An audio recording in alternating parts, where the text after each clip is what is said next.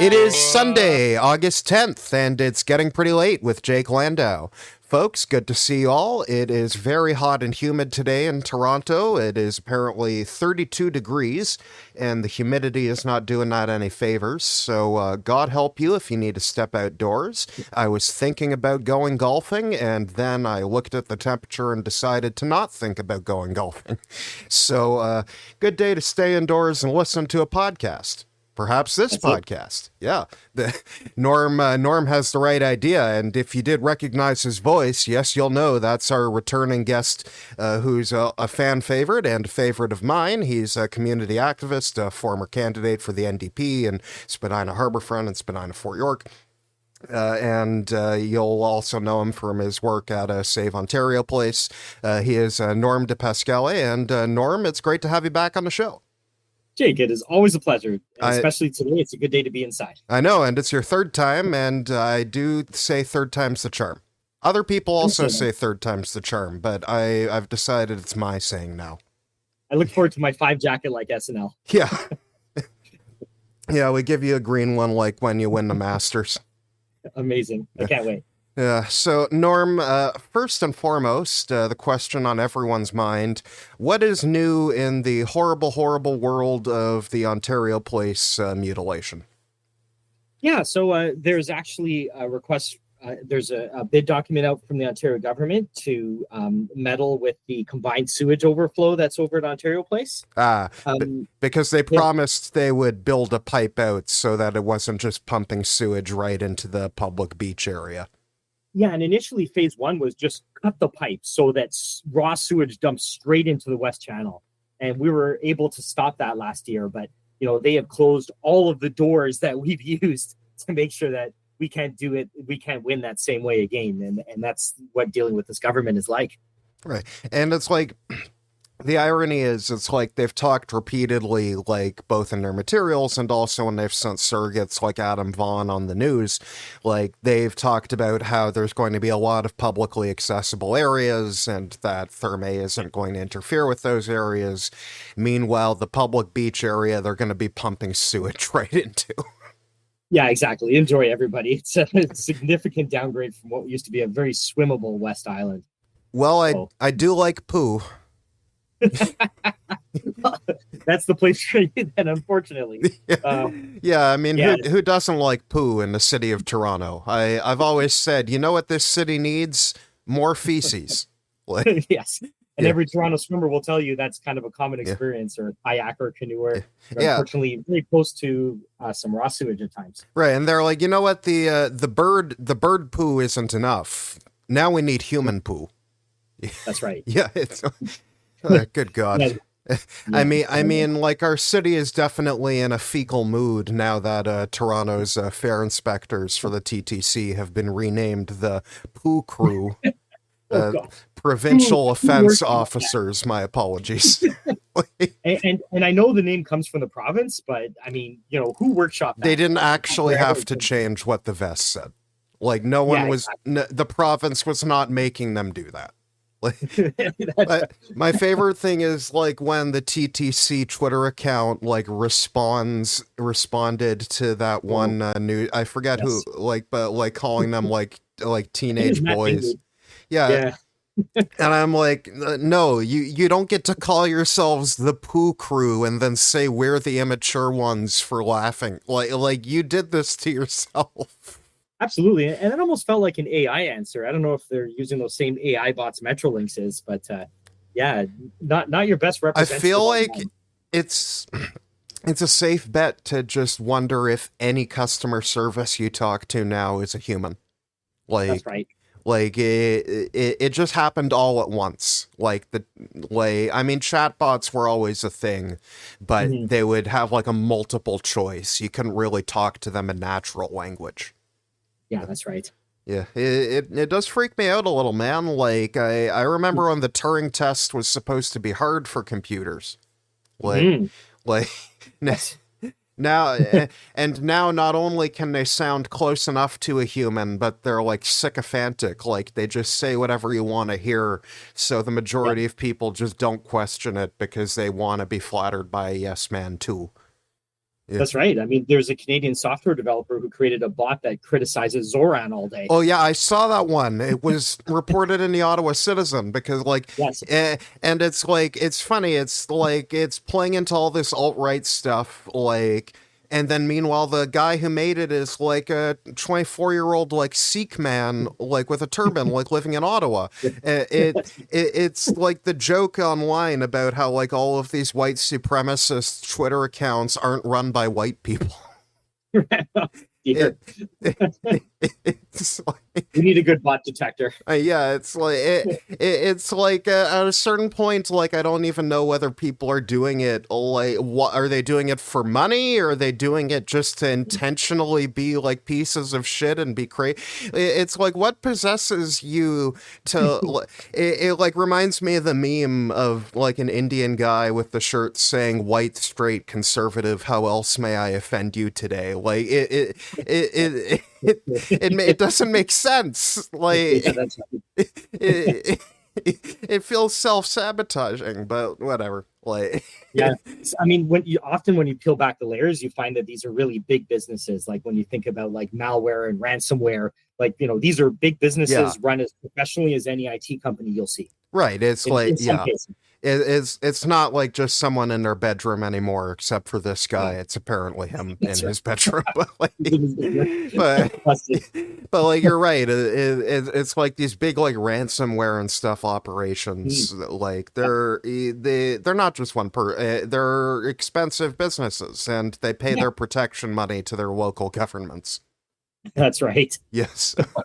Yeah. It's like, oh, well, we should sue them. And I'm like, you're not suing anybody there, buddy. Like, No, when you look at where they're from, that's not going to fly. yeah, no, you will not be serving papers. No. Definitely Yeah. not. Now, on a different thing, on the Ontario Science Centre, I saw recently that Save OSC was doing some local community stuff. They had fundraised to send some students from Thorncliffe and Flemington to a science-related program, and it ended up. If I'm right, or if I think you might have said this, is it not essentially more than the temporary thing that the actual government's doing? It sure is. And the key thing is it's in that community where the science center was ripped away from them, which is an equity deserving neighborhood. Right. Yeah. With the science center lifted up. I'm glad you say that because like as someone actually from the Don Valley, it's like I always appreciated that the science center was in Thorncliffe. Like like that it was right by like Mark Garneau Collegiate and like the high school. Like the whole idea was like it was for them. It was for that part of this. Like obviously we would drive a bit from like York Mills, but the idea was that like they deserved to have something in their part of the city too, like where and it was nice. Like the ravine itself was just such a unique location for it. It still is. I mean, I don't know if I read my piece recently, like where I went over Olivia Chow's the commitment she made and Ford made the New Deal that the city would be taking over the facility, and I'm laughing. I reached out for comment when I wrote that piece, and I got response back from her office saying that they were reviewing my requests for comment before the deadline, and then a deadline passed, and then they didn't. So it's like they acknowledged receipt, and they said the press secretary had seen it. And then they didn't respond. And that's funny to me because normally the game is that you just pretend you didn't see the email. You don't do that. Yeah, that's strange. And they never respond. What? Yeah, like what? You don't want to talk about it. It's like that. But I mean, like anyone can read the piece on my website. Like, and if you're listening to my podcast, you probably know how to get to jakelandau.ca. And if you parse my comments a bit on that Save OSC tweet, I feel like Save Ontario Science Centre is the one group that hasn't forgotten the Thorncliffe kids. Right. Think of the mayor, the councillor, the trustee. It fell to Save Ontario Science Centre to remember these kids who had an amenity ripped away from them. Yeah. And I mean, if anything, like Rob Sergenek, like the Liberal MPP for Ajax, seems to be saying more Mhm. about it than a lot of liberals in Toronto. Yeah, I like Rob very much. yeah, I Great, like great I, advocate, I like Rob activist. too. Like Yeah. he's a good guy. Like so it does frustrate me because like clearly the community does not agree with this in Toronto, but the Mhm. problem is that the people outside of Toronto admittedly don't care because it doesn't affect them. I hate that, but it's unfortunately true.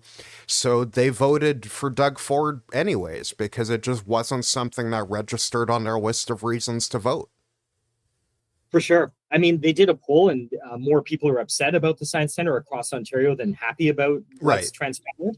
Yeah. The poll is much tighter on Ontario Place, but Yeah. Science Center, seems universally panned what has been done there, but not enough to get people to vote for someone Yeah, else.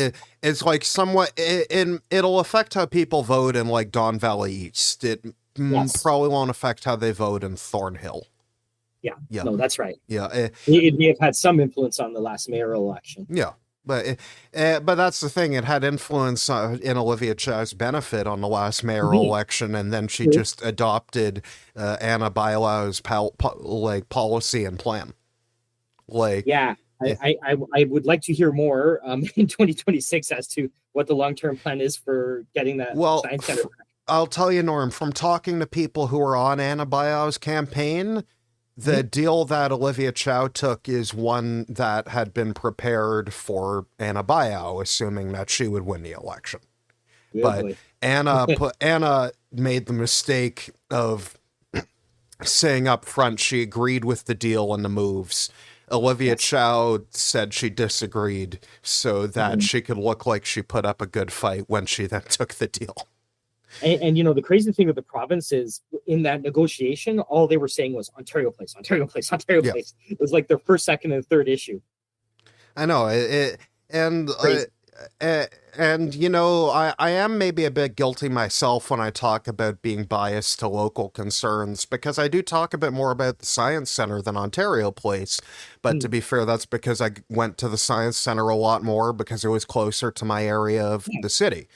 But I think that also proves my point too that that's why it's important to build these museums and institutions for the public good everywhere around the city and not just concentrate everything downtown.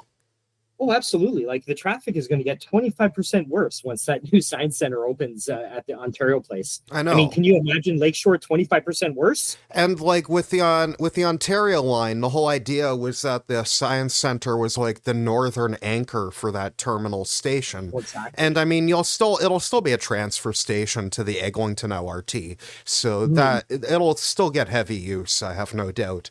But now it's like unbalanced because Yes. everyone is going to essentially just be going either to exhibition or leaving from exhibition. Yeah, exactly. It kind of makes the northern terminal borderline senseless. Yeah, I mean the Ontario line and increased GO service on the Lakeshore West line also kind of make it silly that they're going to build that massive parking garage anyways. Mhm. And I mean, I can't believe we're building that monstrosity on the waterfront. yeah. Well, and that's another thing. Like in the New Deal that Chow took from Bayou, and Mm. that like she also said that the province had agreed to explore burying it underground. Yes, Eh, and citing it at the CNE rather than on the waterfront. Right. And so, like, it seems like the only thing that Chow got out of the deal, and, credit where credit's due, she uploaded the DVP in the Gardner. That's a lot of money Sure. that the city no longer needs to spend. Mhm. But the problem is a lot of progressives didn't want to upload them, they wanted to demolish them. Well, that's true. Yeah. It certainly cements them as being very permanent now, Yeah, doesn't it? it's like the province is never getting rid of those because it No, helps people who don't live in Toronto get in and out without using public transit like the working people. that's right. Yeah. And any option, I guess, to toll them to give revenue for the city is probably off the table. I mean, yeah, like that was off the table before, but It sure was. it was off the table under Kathleen Wynne because That's she right. thought she needed to put it off the table to win an election that we lost horribly. Well, exactly. Yeah, I say we, but I was still working actively on Liberal campaigns at this point. But I Nice. think it's fair to say the NDP got to official opposition, which is good for them. But if it's a Mhm. conservative majority, we have all lost horribly. Absolutely, and Yeah, we keep losing every day. Like yeah, Bill 5, the list goes on and on. We just yeah. keep losing. Yeah, and that's to move on to a different thing. It's like for both the Ontario Liberals and Ontario NDP, I just want to bash it into our skulls until the point hits. If we're not in first place or we don't hold first place to a minority, we lost. Like And did you hear about that deal between the Green proposed deal between the Green Party and the Liberal I Party? did, and I'm laughing because of course Bonnie Crombie would be arrogant enough to not take a deal where, in exchange for not running a liberal candidate in Parry Mhm. Sound, Muskoka to help the Greens there, they would have agreed to not run a candidate in 5 liberal ridings, That's including Bonnie Crombie's riding. And like Bonnie could have been had a seat. The Greens could have yes. had another seat. Mhm. Frankly, the Liberals could have had a few more seats. But like, I know the Green vote is weird because it doesn't. It can split between liberal and conservative depending on what Mhm. kind of green they are. Yes. Like Yes. the Greens have all sorts. They have eco socialists. They have Tories on bicycles. Like they're a big tent party to their credit. Like I could imagine the press conference where Mike Schreiner and Bonnie Crombie stand together and say, yeah, "Hey, I'm endorsing the Liberals in these ridings," and Bonnie says, "I'm endorsing the Green in this riding," or something. Maybe that sews up some of that vote. I know, like, it should make people going into the leadership review at the Ontario Liberal Mm. AGM in a month. It starts on September 12th. It should make them angry because, like, Bonnie had an even easier path to a seat than anyone knew, and she turned it down because they were like, we're not the Rhinoceros Party. We're going to run in 124 ridings. And then you didn't end up running in 124 ridings, anyways. But it was clear, like, they wanted the per vote subsidy, and perhaps this is a perverse incentive that the per vote subsidy creates, even though I do generally support it because it Mhm. I mean it means that your money as a party comes from your actual support in elections and not from Right. rich people, which Mhm. I think we can all agree is good. It But is. on the flip side, it does mean you're encouraged to run candidates in places even if maybe you shouldn't. Yeah, I mean, this was as close to a no, there's a deal that you should take. It's just an absolute no brainer. Right. And like if you have situations like a Kevin Vong situation, like it then creates an incentive against the party removing someone from a ballot that they should remove from a ballot because they want to collect the per vote subsidy. So That's true. it's like ultimately there's no substitute in political fundraising for actually having ethics and holding people to an ethical standard. Yeah. Like you can't just create a perfect mathematical formula that removes the negatives of humanity. You do unfortunately have to just have vigilance in the law and actually and in society and in upholding standards against people. Yeah, Easier said than done. and to knock off Ford, you're going to probably need some sort of coalition. So to see Bonnie Crombie turn this sort of a deal down does not bode well for the next election. Well, I joked with somebody that it unfortunately with the liberals right now, it feels like more important than stopping Doug Ford to them is Mm, stopping anyone else from stopping Doug Ford.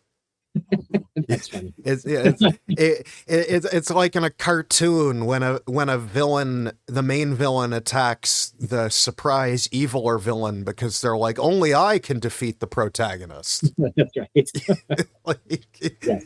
I don't honestly it's why after this Ontario Liberal AGM I'm reconsidering whether I have any partisan involvement with any party because I really don't care which progressive wins. I just want a progressive to win.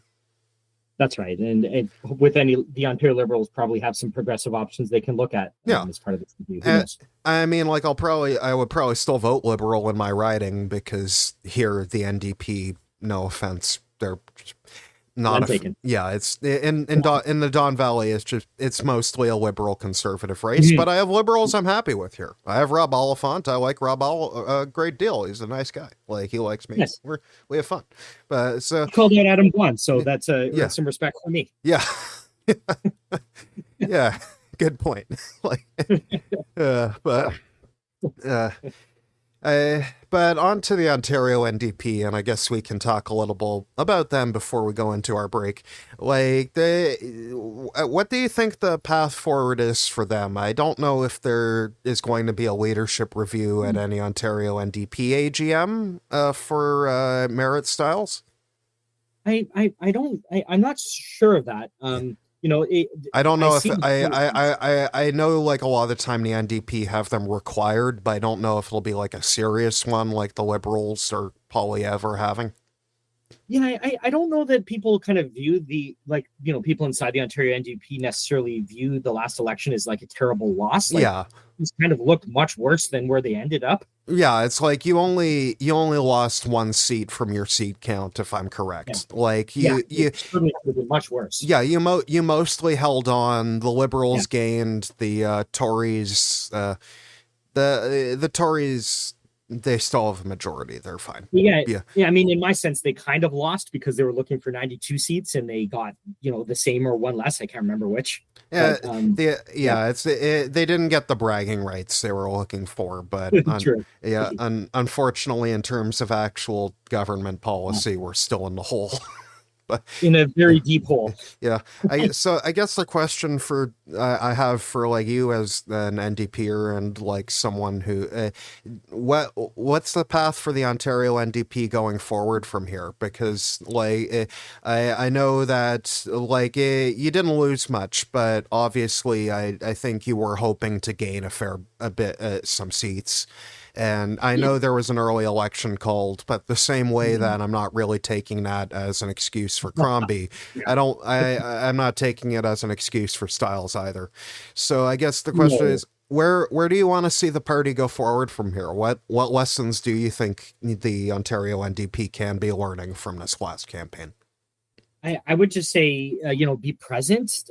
Really, like Mart Stiles is currently doing a tour across the province and just talking to people, talking to labor leaders, going to union meetings, going to barbecues, going to local events. Just get out there and talk to people. Like, really, people need to get to know Marit. If she's going, if the Ontario NDP have a shot at increasing their vote count, and I just be unabashedly progressive. Go after things like, I don't know. I'm not big on people saying things like we're going to buy the 407. I mean, I would just like to see things that are unabashedly progressive, unabashedly socialist. Let's try to formulate a socialist response to Trump's attacks on our country. An actually distinct party in the spectrum, and that honestly has been my complaint about the NDP for like in a lot of provinces and federally for a while. A lot of the time, it does just feel like orange neoliberalism. Like it needs to be more distinct for sure. Yeah, I remember in 2018 when Kathleen Wynne introduced OHIP Plus, and making everything on the formulary free for people under 25. I know the Ontario NDP under Horwath instead were like, we should make these 100 drugs free for everybody of every age instead.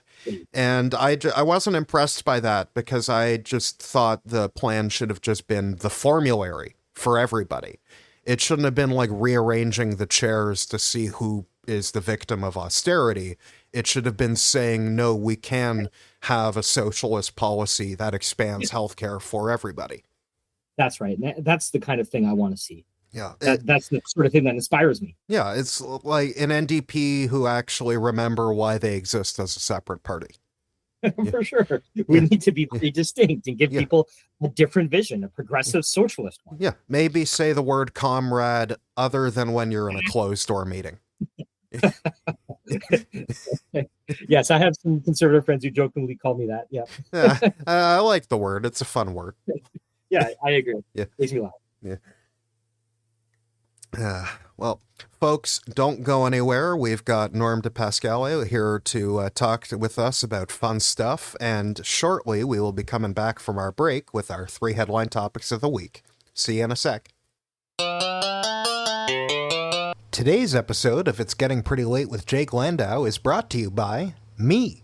Folks, all of my work is available for free with no paywall at jakelandau.ca. But in order to keep writing and recording, I need money, because money is what makes this show go round. So, if you enjoy my content or find it informative, please consider a paid subscription at jakelandau.ca/subscribe. And please leave a 5-star rating on the show in your favorite podcast app, be it Apple, Spotify, or a secret third thing. Thank you, and enjoy the show. And we are back from the break with our 3 headline topics of the week. And our first headline topic comes from the Tyee, an independent publication. And the writer of this piece is a friend of the program and a very skilled journalist. Her name is Rachel Gilmore. You're probably familiar with her. If you're not, please go look at her work on TikTok and on her Substack. I read her work a lot. You should too. And she's also now doing stuff at the Tyee, and her story this time is the Canadian company staffing Alligator Alcatraz in Florida. Carney's government awarded Garda World millions in contracts and isn't ruling out more. So, the long and short of it is, for those who aren't aware, Alligator Alcatraz, as it's been nicknamed, is a new concentration camp built in Florida by ICE and the Department of Homeland Security in the United States in order to detain people based on their race or any other characteristic that the United States government decides makes them an enemy of the people. And if people don't like how bluntly I'm describing that, I'm sorry, the truth is uncomfortable for you. Now, Quebec-based company Garda World has been awarded more than $100 million in Canadian government contracts since Carney won the Liberal leadership in March this year, according to Ms. Gilmore's reporting. But they were also awarded an $8 million contract for work at the concentration camp in Florida. Garda World, just to be clear, they're a private security company, so essentially they're providing armed muscle. And my personal belief is that concentration camps are bad, and that governments that build them and put people in them are evil. But Norm, for our no prize question of the week for pointing out the obvious, do you think it's okay for Canadian companies to help America run concentration camps? No. No is the correct answer. Congratulations on your no prize. Thank you, Jake.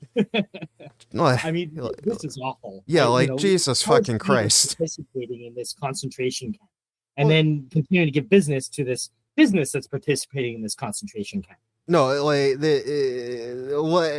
I'm beyond words. Like, I know I bring up these stories so we can talk about them, but I'm actually fucking beyond words. This is ludicrous. Forget the government contracts from Carney. Like, they shouldn't be allowed to legally operate in Canada anymore. You're right.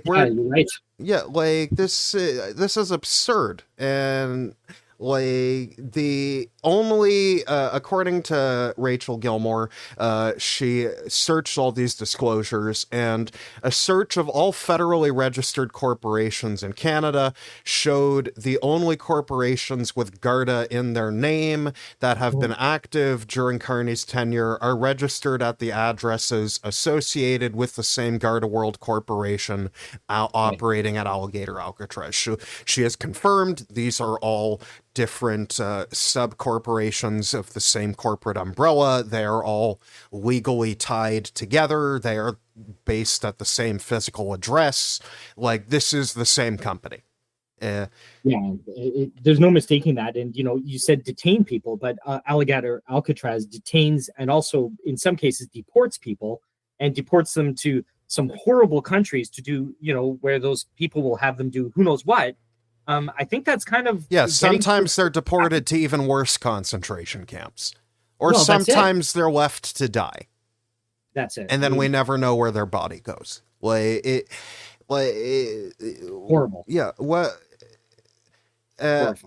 When the most striking part here is that Rachel, she reached out to the Minister of Public Safety, Gary Nandasangari's office, responsible for the CBSA and thus the contracts with Garda World, to ask whether they intend to keep working with them, and they replied, "Our office will not be commenting on this matter." She emailed again to double check. "I just want to confirm that you aren't commenting, and therefore I can't say you're ruling out future contracts being awarded to Garda World." And then they replied again, "Our office will not be commenting. Any questions related to future contracts would be for public services and procurement." So yes. Just then public services and procurement, who she contacted, said, "Actually, you have to talk to CBSA themselves." So then she contacted CBSA, and they just said, "Yes, we have contracts with them. They met the requirements for the contracts." And of course, Garda World did not respond to requests for comment. I mean, and it's this typical finger pointing you get when you try to figure something out from the federal government, first of all. Yeah. But I noticed with procurement, you can be ineligible if you facilitate human contracting. Well, I'm sure that the Canadian government will be right on that. Yeah. Like they totally are going to hold Donald Trump accountable and finally put the elbows up, right? We haven't seen it yet, I must say. What? But I voted for that, Norm. I know. We didn't get it. Like you're telling me that the politicians misrepresented what they would do in office? For sure. Like the UK kept their digital service tax. We dumped ours the moment Trump complained about it. So I don't know what we've been standing up for yet. And I'm not seeing any sign that we plan to stand up anytime soon. To be fair, the UK is an evil place in and of itself, regardless of what America tells them to do. They just banned trans people from using public washrooms. Any public washroom. Terrible. Of any, like, they're like, they told trans men that you can't go in the men's washroom because we don't think you're really men, but you also can't go in the women's washroom because it'll make people uncomfortable. So essentially they're telling trans people that they're no longer allowed to use public washrooms. That is giving into the worst, feelings that the far right has in terms of trying to regulate washrooms like that. It's terrible. So it's like credit to the United Kingdom where credit is due. They don't always need America to convince them to be evil. Sometimes they do horrible things all by themselves. Like banning Palestine action. Dragging away like old grandmothers like by their hands and feet. Meanwhile, right beside the counter protester, the leader of the UK Independence Party snapped out a fucking Nazi salute, but no one arrested him because apparently that's not supporting terrorism. Like, I don't know if Trump is giving these other countries like the cover they need to do these awful things, but it's certainly not a good influence on the worworld stage. No, it's like it just feels like fascism is winning. Yeah, and it has plenty of cover. Yeah, and what is there to say? Like, what can be said about a Canadian company that is complicit in the operation of concentration camps, other than the fact that every single one of them, from the top corporate executive to the lowest grunt, all belong at The Hague? Yeah, I mean, if you can prove they're facilitating human trafficking, I think you can take them to court and make them ineligible for contracts for 10 years. Because when you get on that list, you stay on it for a long time. You can look up Canada Bread. I feel like 10 years isn't long enough. No, you're right. Yeah, it's like IBM. We see you built computers for the Nazis to count Jews. 10 years. And I'm like, well, that'll show them. Yeah, that's right. For sure. Nobody will do that again. Yeah. Like, Could you imagine, like, anyone trying to build concentration camps after World War II? We all said never again, so surely Right. that meant no one was going to do it again. Uh-huh. Yeah. Holy fake. All I right. mean, Canada's got to stand up for something, you know. Yeah. Yeah, well, we'll see if Carney's going to stand up for something because, according to our next headline topic, it looks like we have even more bowing down to Donald Trump. With our next story from the Globe and Mail, written by Mary Wolfe, Canadians with an X gender marker will now have to select male or female on Nexus travel cards after a new Trump executive order. Now, but in the United States, Trump issued an executive order saying that the American government will, at a federal level, only recognize male and female, and that it is impossible to change, it is impossible to be anything in between, and that no federal identity documents, including passports, will be valid if they do not list your sex assigned at birth, which may not actually even be your biological sex, because transphobes seem to forget that intersex people exist, but that's another point entirely. So obviously this is a problem for trans people in the United States, but what I don't think a lot of Canadians expected is this is now going to be a problem for trans people in Canada. Because for our priority security lines at airports, not just for international flights, but also for domestic flights now, as was launched under Transportation Minister and former Member of Parliament Omar Alghabra, is what that you can use your Nexus card to go through security in a shorter line. You don't have to take off like your belt or shit like it. Don't have to take your computer out of your bag. So I mean, in my opinion, it's time to cancel the Nexus program entirely if this is the way it has to be. Like, this goes against Section 15 of the Charter of Rights and Freedoms, guaranteeing equality rights.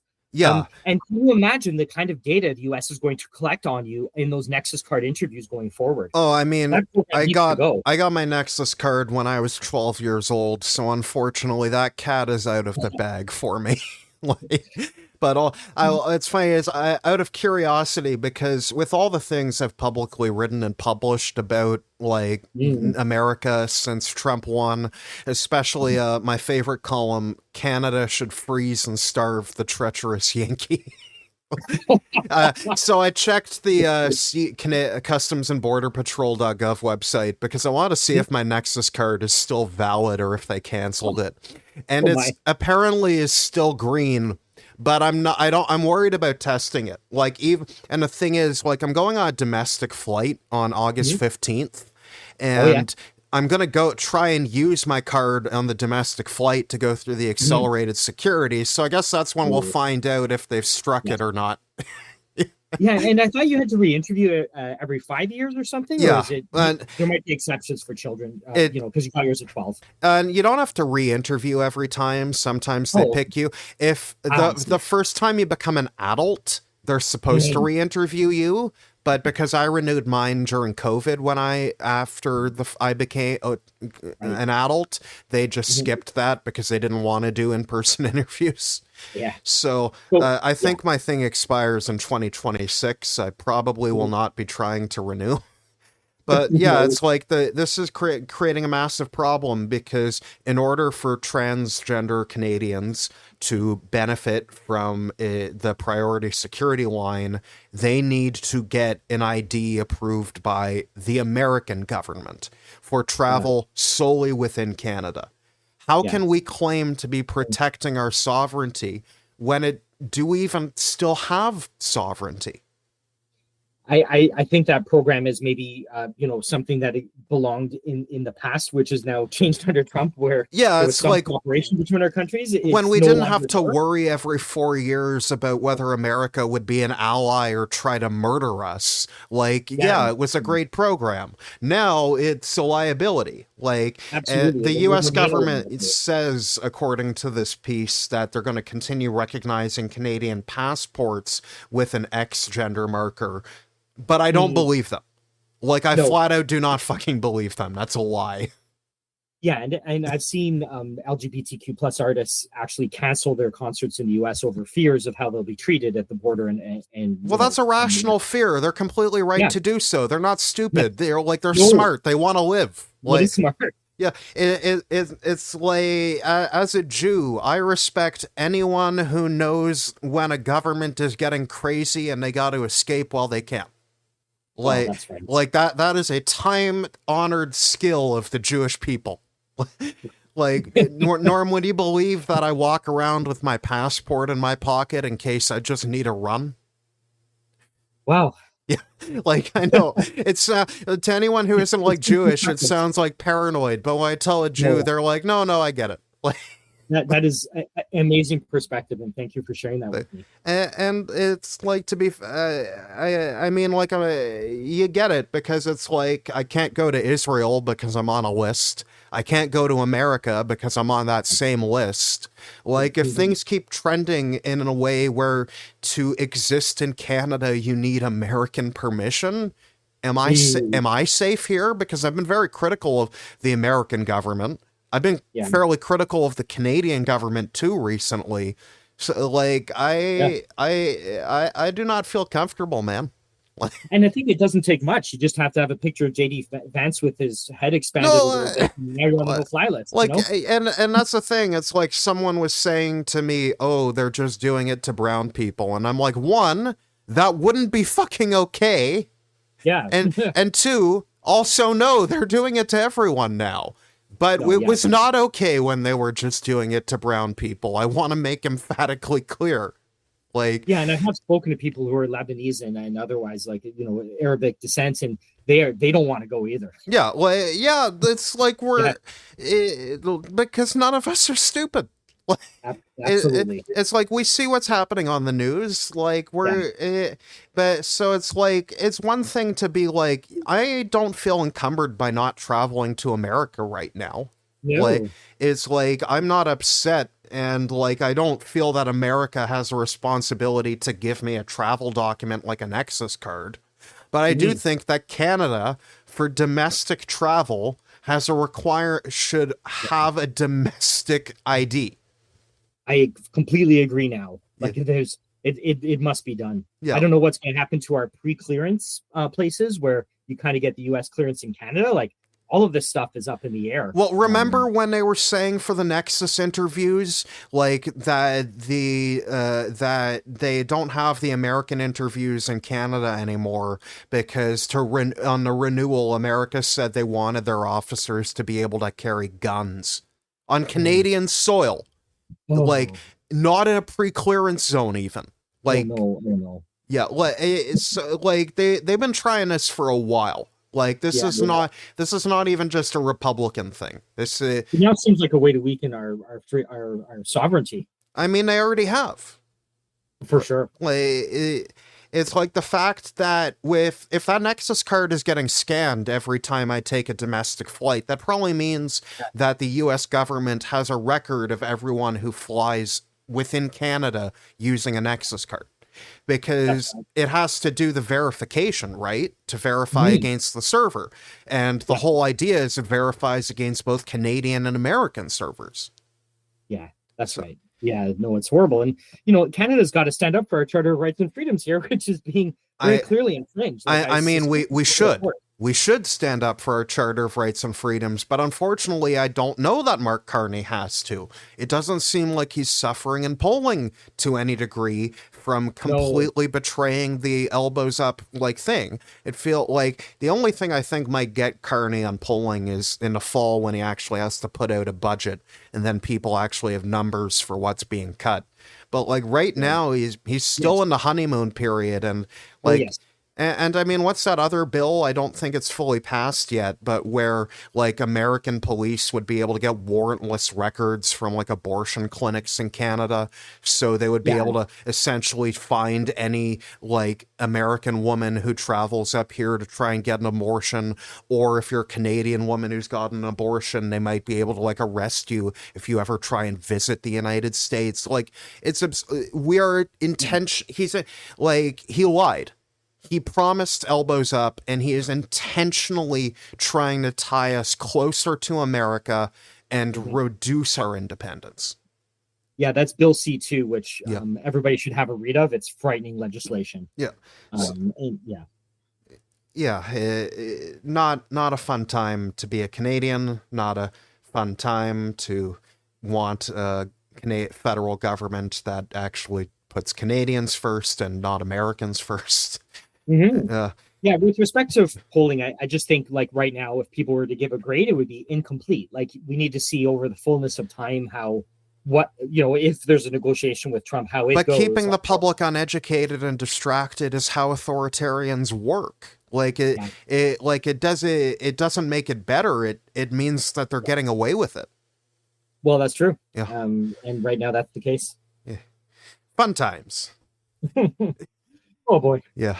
Moving on to like you were keeping an eye. Moving on to our final topic of the day, folks. A local story, getting a bit less local because it's not just Nova Scotia, it's also now New Brunswick, and also we're appearing to see Newfoundland and Labrador too getting in on the action.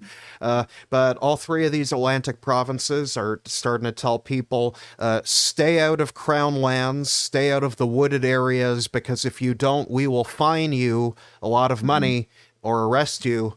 Because it's very hot, it's very dry, and they're worried that anyone in these areas could very, very easily start a fire.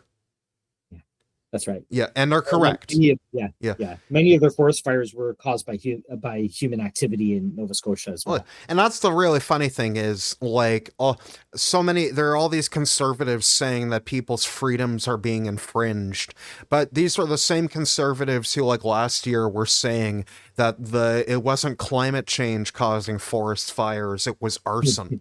So are they man-made or aren't they? You can't have it both ways. Yeah. And also even if like a human does start the fire, climate change is making it worse. If the temperature is hotter and drier, it's worse.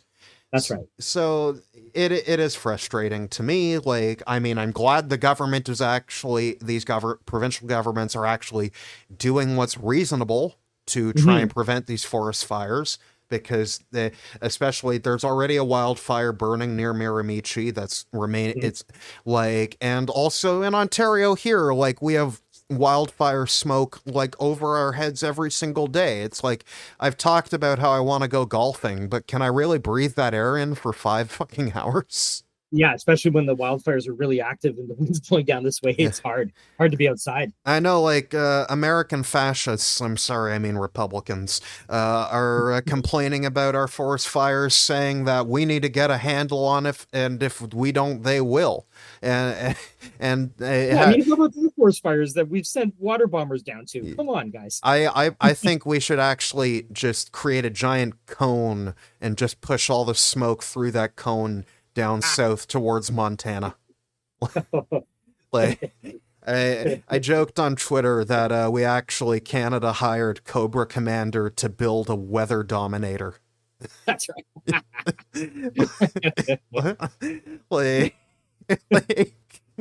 But I do want to give credit where credit's due. There's one conservative I don't think I've ever agreed with on anything, but I do agree with on this. Fred Delory somehow.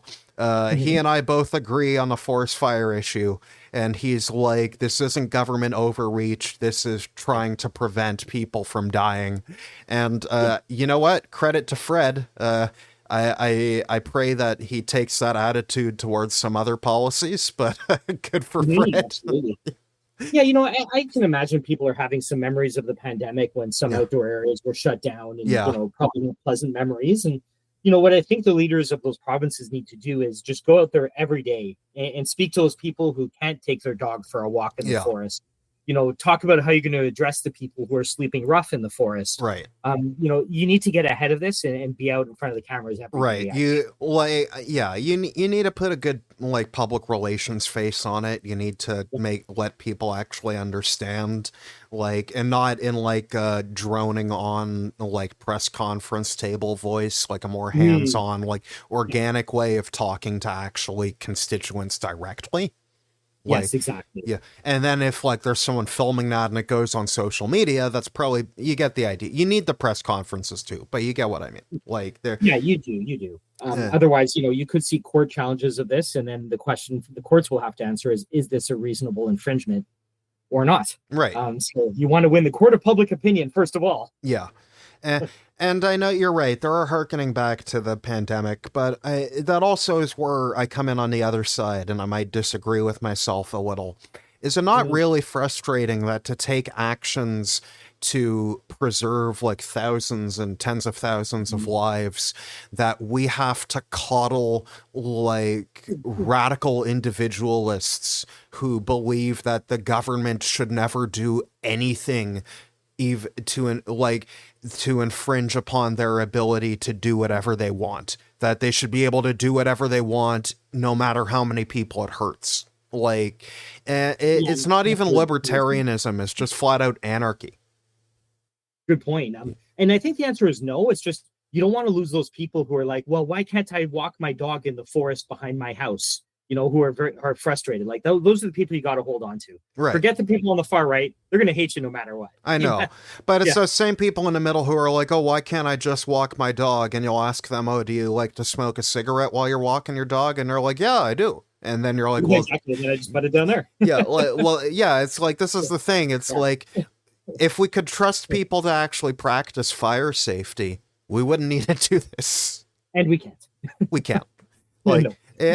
even people who are practicing fire safety, like accidents happen, and like even a slightest bit of friction, like when it's this dry, like and hot, like it. And this is something I don't think people understand in Ontario. We're having a humid summer right now. They're not having it quite that humid.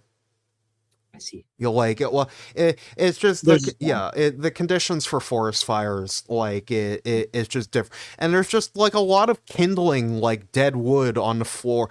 Like they can't like clean up like millions of acres of forest to get all the kindling. So like it can just start even without human interaction. Like you don't want people in there because you then might need to rescue them. That's a good point too. Yeah. And we're having forest fires here in Ontario, despite it being humid. So the conditions are probably far more ripe over there. Yeah, it's just we as much of an asshole republic as the United States has become, they did have a warped point that Canada probably should take fire safety a bit more seriously, and that not for their sake, but for our own sake. I think there are things we could be doing to perhaps make camping and forest activities safer. Yeah, the Ford government could actually invest in firefighters. It seems like there were a lot of cuts there recently. Yeah, like that, like spending money, like yes, yeah, no, like, but yeah, it's like I don't care if smoke goes down to America at this point, but like, I mean, I may be rude. There are some Americans, I do feel bad for you guys. Like, I'm sorry, but also, can you please get a handle on your country? Like, yes, please. If you want us to get a handle, we'll get a handle on our wildfires when you get a handle on democracy. I think that's a deal. Yeah, sounds good to me. Norm, that's our final headline topic. But just for fun, do you have any other thing you want to complain about before we go? Well, I mean, I'm extremely annoyed at the school boards being put under supervision, and like our elected trustees pulled away, and parents having no way to, talk to a trustee with any sort of concern. And that's a good point. And I apologize for not asking about that in the front half, because that has gotten worse to my understanding from the last time we talked about it. Well, yeah, I mean, the supervisor is making decisions that fly in the face of fiscal management as well. Like they set up 2 principals at Rosedale School of the Arts. Yeah, but like the guy, meanwhile, the first one didn't want to retire, and the students didn't want him to retire either. But And I get that part, but how are you showing fiscal management by assigning 2 principals to 1 school? right. That is not I know good that. fiscal management. I admit the TDSB has always had interesting policies, like people who are a vice principal at a school, when they become a principal, it'll be at a different school. Like they always move the vice principals around and principals after a certain amount of time. I feel like they do it for the same reason that they move people around in the military, so that you don't create like a cult of personality. Which probably happened at Rosedale School of the Arts. Yeah. 32-year tenured principal. I know the problem, and that's the problem, is they're like, but he's such a good guy and he does so much good stuff for us. And I'm like, that's probably true. And that makes the cult of personality worse. Absolutely, yes. Yeah. And the supervisor's just like, I'll have none of this. Yeah. Now, if people are going to build a cult of personality, they should do it around you and me. Because like they should around a civic religion of rebuilding the Ontario Science Centre at any cost, and around subscribing to my Substack at jakelando.ca/subscribe because I'm hungry and I need to eat lunch after we're done with this. So. I'm a happy subscriber. Indeed. Thank you for your financial support of the program, Mr. Di Pasquale. And thank you for coming on the show. 3rd time's the charm. Hopefully 4th times will be an even bigger charm. Always fun to have you on, and hopefully we will see you again soon. That's great. I look forward to earning my 5 jacket. Norm Di Pasquale, everybody. And that will do it for this week's episode, folks. Thanks once again to Norm Di Pasquale for joining the program. Always a pleasure to have him on the show. And next week, as always, we will have a surprise guest for you. No hints this time. Pure surprise. Will it be a returning guest? Will it be a new guest? Who knows? Tune in and find out. See you next week, folks. This is the end of the show. Bye.